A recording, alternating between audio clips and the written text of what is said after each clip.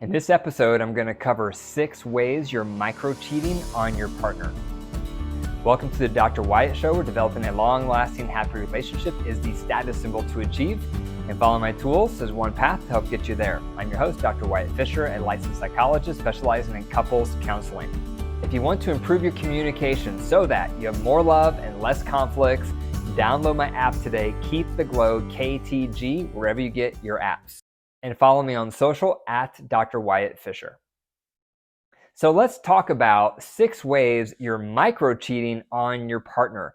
We're talking about this because a lot of people are guilty of micro-cheating and they justify it. It's so subtle, sometimes not so subtle, but they think, this is not cheating.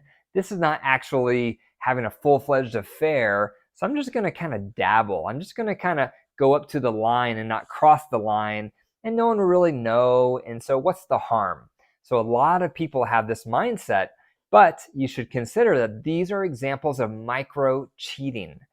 And if you want to be a faithful partner, you want to consider these 6 things I'm going to go through and see how much of these you are guilty of. The first thing is to look at what programs do you watch in private. Think about your TV viewing. Your Netflix account, your Amazon Prime account, you name it. Wherever you watch your TV programs, what kind of programs are you watching in private? A lot of people are guilty of watching something in private that they probably wouldn't watch if their partner was there.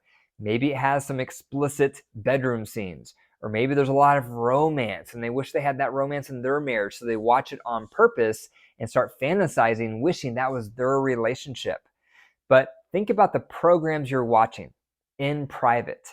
Are those honoring to your marriage? Or are they an example of micro-cheating? And again, the best way to answer that is, would I be watching this program if my partner was right beside me? Second way you might be micro-cheating is, what do you linger on in public? So when you're walking around at the grocery store, when you're walking around at the mall, when you're walking around at the amusement park, wherever you are, where do your eyes go? Are you looking at people's faces, or are you looking at people's body parts? And if you're looking at people's body parts, how long are you looking at those body parts? A lot of people, especially high libido partners, are guilty of focusing on body parts when they're out in public and lingering and staring at those body parts. And obviously, that is not honoring to your spouse, even if your spouse is not with you. So again, where are you allowing your eyes to linger? Because that's going to say a lot if you're micro-cheating or if you're not.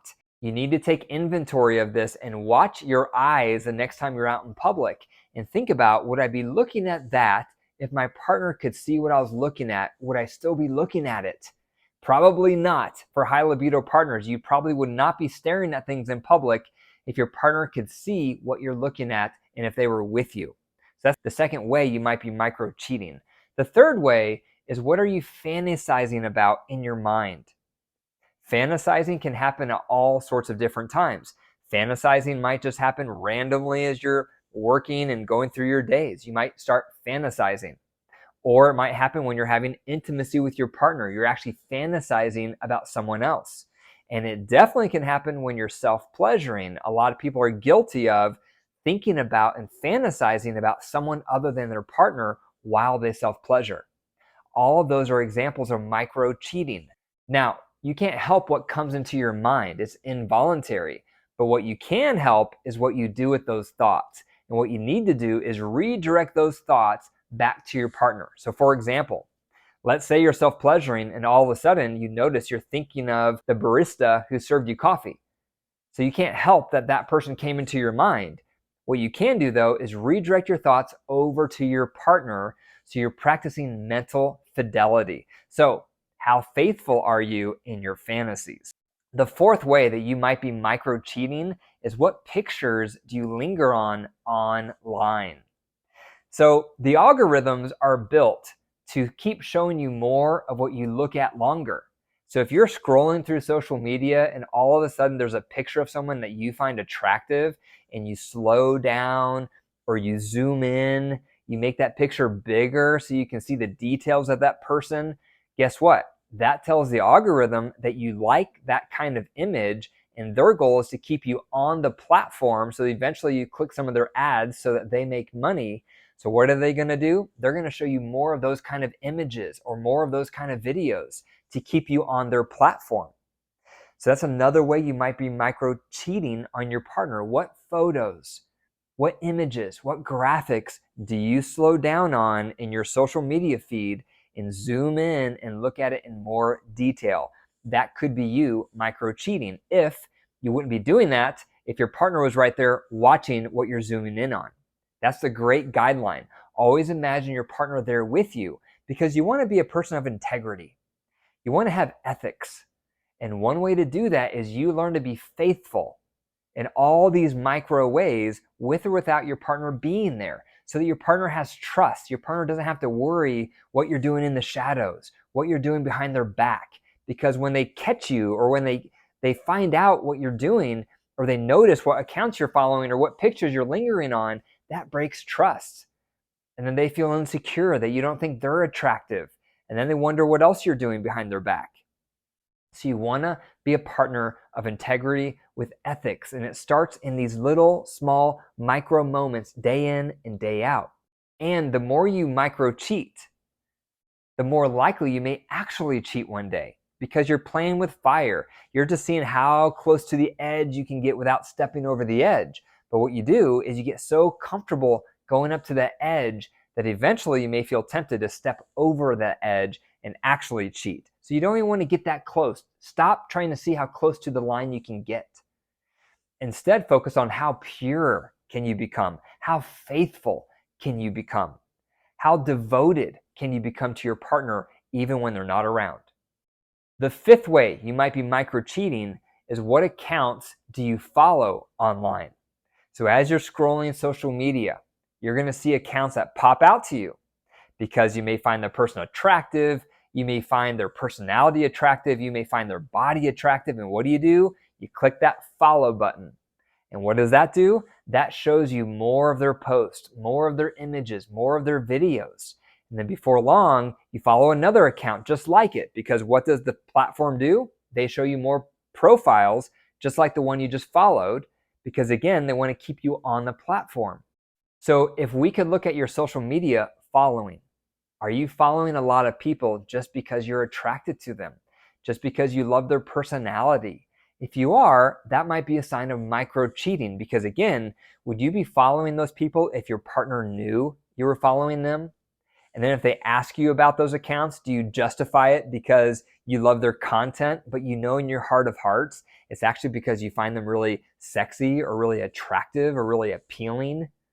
If you are, that's micro cheating. The sixth way you might be micro cheating is what websites are you looking at? Now, as you know, pornography is rampant.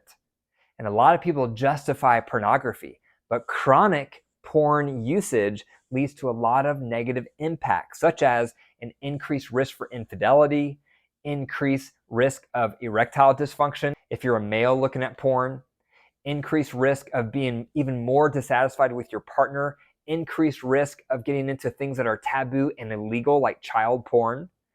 So chronic porn use has a lot of risks to it.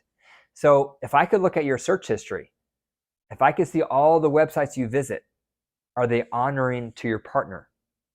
If your spouse knew all of the websites you look at, all the websites that you go to, would they agree, yes, those are great websites. Yes, good job, keep it up. Or would they be offended? Or would they feel like you're cheating on them, that you're looking at other people, that you're looking at other people without clothes on or other people having intimacy? So what websites are you looking at? And are those websites honoring to your partner or are they not? Number 7 is what books do you read? This could be an example of micro cheating for you. Are you reading romance novels and fantasizing about these men or these women and wishing that was your partner? That's an example of micro cheating. If you're fantasizing about them because of this book you're reading, these romance novels, or are you reading erotic novels and thinking, oh, I wish that partner was my partner. I wish my spouse acted that way.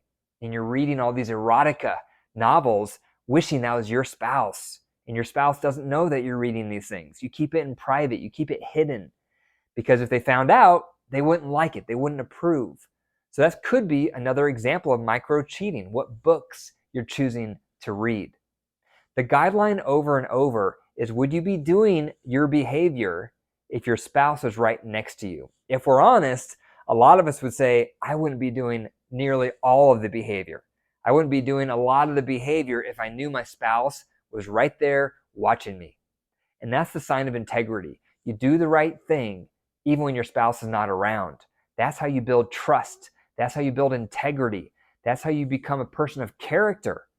Now, having said all that, if you're in a relationship and you're desiring more romance, you're desiring more emotional intimacy, you're desiring more sexual connection and chemistry, if you're desiring those things, that's natural, that's normal. There's probably not enough of it in your own marriage, but don't start seeking it out somewhere else through these examples of micro cheating.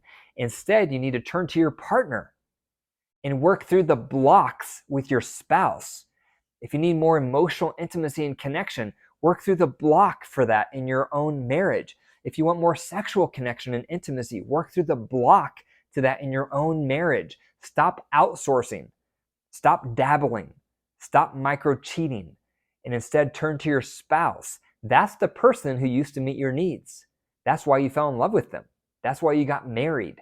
So turn back to your partner, work through the barriers so that you can develop a satisfying, fulfilling relationship with your spouse. So those are 7 ways you might be micro cheating. Number 1, what programs you watch in private. Number 2, what you linger on in public. Number 3, what you fantasize about in your mind. Number 4, what pictures you linger on online.